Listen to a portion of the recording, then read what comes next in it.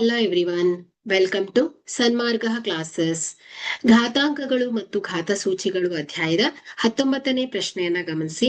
ಇವುಗಳಲ್ಲಿ ಅತ್ಯಂತ ಚಿಕ್ಕ ಸಂಖ್ಯೆಯು ಆಯ್ಕೆ ಎ -3^2, ಆಯ್ಕೆ ಬಿ -3^2, ಆಯ್ಕೆ ಸಿ -2^3, ಆಯ್ಕೆ ಡಿ -2^3.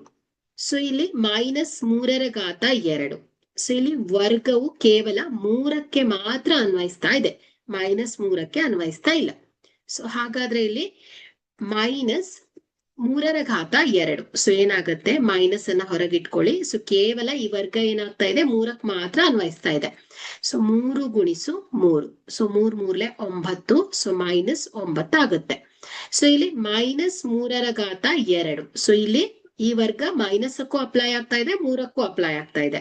-3 ಗುಣಿಸು -3 ಮಾಡಿದಾಗ ಉತ್ತರ ಎಷ್ಟು ಬರುತ್ತೆ ಹೇಳಿ, +9. -2^3. ಇಲ್ಲಿ ಘನ ಕೇವಲ 2ಕ್ಕೆ ಮಾತ್ರ ಅನ್ವಯಿಸ್ತಾ ಇದೆ.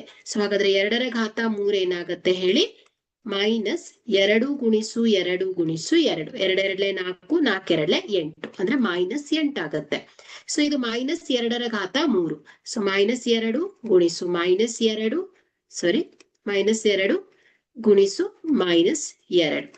Minus minus plus, plus minus minus, 2 2 4, 4 2 8 ಅಲ್ವಾ. -8 ಬರುತ್ತೆ.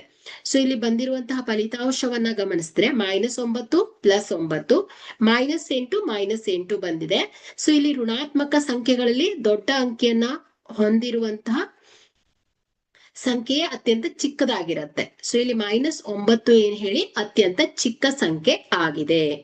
ಹಾಗಾದ್ರೆ ಕೊಟ್ಟಿರುವಂತಹ ಆಯ್ಕೆಯನ್ನ ಗಮನಿಸಿದ್ರೆ ಎ ಸರಿಯಾದ ಆಯ್ಕೆ ಆಗತ್ತೆ. ಓಕೆ, ಇಲ್ಲಿ ಎ ಸರಿಯಾದ ಆಯ್ಕೆ ಆಗತ್ತೆ. -3^2 ಅತ್ಯಂತ ಚಿಕ್ಕ ಸಂಖ್ಯೆ ಆಗಿದೆ.